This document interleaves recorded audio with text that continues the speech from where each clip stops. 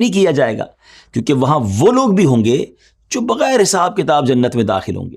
ان کے بارے میں نبی پاک علیہ الصلوۃ والسلام نے ارشاد فرمایا ان کے لیے میزان قائم ہی نہیں کیا جائے گا. سبحان اللہ. اب کون ہوں گے وہ؟ مصیبت زدوں کے نہ تو نامہ اعمال کھولے جائیں گے، نہ ہی میزان قائم کیا جائے گا. ان پر اجر و ثواب کی بے حساب بارش ہوگی، یہاں تک کہ اللہ پاک کی جناب سے مصیبت زدوں کو عطا کردہ کثیر ثواب کو دیکھ کر عافیت میں رہنے والے، آسانیوں میں رہنے والے میدان محشر میں تمنا کریں گے کاش کہ دنیا میں ہمارے جسم بھی کینچیوں سے کاٹ دیے گئے ہوتے. یعنی ان پر بھی دنیا میں تکالیف آتی تو وہ ان پر صبر کرتے اور آج اتنے ثواب کے مالک ہو جاتے. اب یہاں ان لوگوں کو سوچنا ہے کہ جن پر مشکلیں ہیں، پریشانیاں ہیں، دنیا میں ڈیفیکلٹیز ہیں، شکوہ نہ کریں. ہاں، قیامت کے دن یہ ایسے لوگ بہت نوازے جائیں گے جن کو دنیا میں ڈیفیکلٹیز ہیں، مگر صبر کرنا بھی تو ضروری ہے نا. ڈیفیکلٹیز آتی ہیں تو بے صبری کر لیتے ہیں.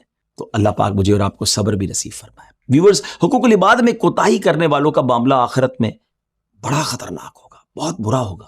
حضرت سیدنا سفیان ثوری فرماتے ہیں اگر تو بارگاہ الہی میں یوں حاضر ہو کہ تیرے ذمے 70 ایسے گناہ ہوں جو تیرے اور تیرے رب تعالیٰ کے درمیان ہوں، تو یہ تجھ پر اس سے زیادہ آسان ہوگا کہ تو ایک ایسا گناہ لے کر اللہ پاک سے ملے جو تیرے اور بندوں کے درمیان ہو.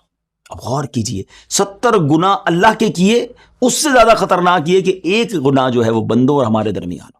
کیونکہ اللہ ہی کی مشیت ہے نا، اللہ چاہے تو اپنے سارے حقوق معاف فرما دے، مگر اگر بندے کو تکلیف پہنچائی ہے، جب تک وہ معاف نہیں کرے گا رب بھی معاف نہیں کرے گا. کاش یہ بات ہمیں سمجھ آ جائے. لہٰذا ہمیں حقوق العباد کے معاملات میں بڑی احتیاط کرنی چاہیے. جو بندوں کے حقوق ہیں نا، کسی کا حق نہ ماریں، کسی کو تکلیف نہ پہنچائیں، اور کہیں کوئی غلطی ہو جائے تو اگر انجانے میں ظلم ہو جائے تو دنیا ہی میں اس سے معاف کروا لیں، اسے راضی کر لیں.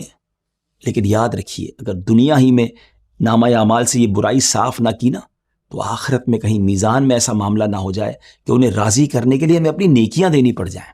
بہرحال آج کے لیے اتنا ہی. اللہ پاک سے ہم دعا کرتے ہیں کہ اللہ کریم بلا حساب و کتاب ہمیں جنت الفردوس میں اعلیٰ مقام عطا فرمائے. ہماری نیکیوں کا پلڑا اگر اعمال تولے جائیں تو وہ بھاری ہو جائے. تو زندگی میں اپنا انالائز خود کر لیجئے نا. قیامت کی بیلنس شیٹ بنے اس سے پہلے کیوں نہ ہم اپنی بیلنس شیٹ خود بنا لیں. اور سچی بات یہ کہ اگر سچا سوال کریں اپنے آپ سے کہ میرے گناہ زیادہ ہیں یا نیکیاں زیادہ ہیں، تو جواب تو آ رہا ہے.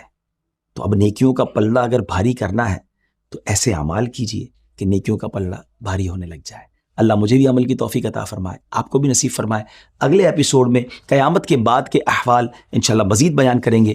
اس ویب سیریز کو لائک بھی کیجئے، ہمارے چینل کو سبسکرائب بھی کیجئے، شیئر بھی کیجئے تاکہ آپ کو مزید برکتیں حاصل ہوں. صلو علی الحبیب صلی اللہ تعالی علی محمد صلی اللہ علیہ وسلم.